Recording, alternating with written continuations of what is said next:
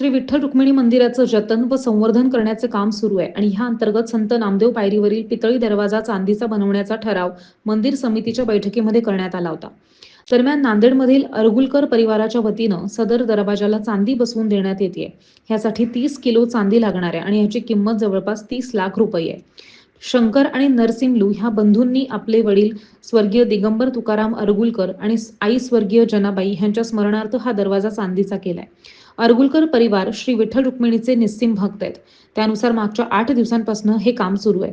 त्यामुळे इथनं भाविकांना प्रवेश बंद ठेवण्यात आलाय. येत्या 8 दिवसांमध्ये हे काम पूर्ण झाल्यानंतर मंदिराच्या प्रवेशद्वाराला मोठी झळाळी मिळणार आहे. रामकृष्ण हरी.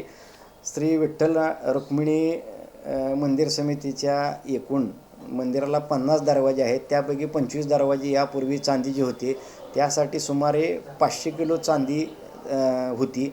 आता नवीन समितीने पहिले 25 दरवाजे व नामदेव पायरीचा एक दरवाजा असे 26 दरवाजे चांदीचे करण्याचे नियोजित केलेले आहे. त्यानुसार नामदेव पायरीचा एक जो दरवाजा आहे तो सुमारे 30 किलो अंदाजे 30 लाख रुपये किमतीचा सध्या करण्याचे कामकाज चालू असून त्यास नांदेड येथील श्री शंकर अलगुलवार व नरसिंहलू अलगुलवार या दोन बंधूंनी त्यांच्या आईवडिलांचे स्मरणार्थ सदरची चांदी भेट दिलेली आहे.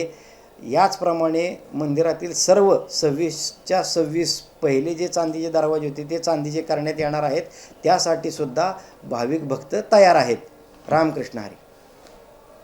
तसेच यापूर्वी मंदिरातील जे 25 चांदीचे दरवाजे होते त्या जतन संवर्धनाच्या कामामध्ये सदरची चांदी काढण्यात आलेली असून त्याची वजन 483 किलो म्हणजे सुमारे 500 किलो चांदी सध्या मंदिर समितीकडे उपलब्ध आहे. ती चांदी वितळवण्यासाठी मंदिराचा ठराव झाले असून त्यास शासनाची मान्यता घेण्याची प्रक्रिया चालू आहे. त्यास मान्यता मिळाल्यानंतर त्याही चांदीचा उपयोग मंदिरातील ज्या ठिकाणी चांदीचे वर कामकाज करायचे आहे त्यासाठी करण्यात येणार आहे.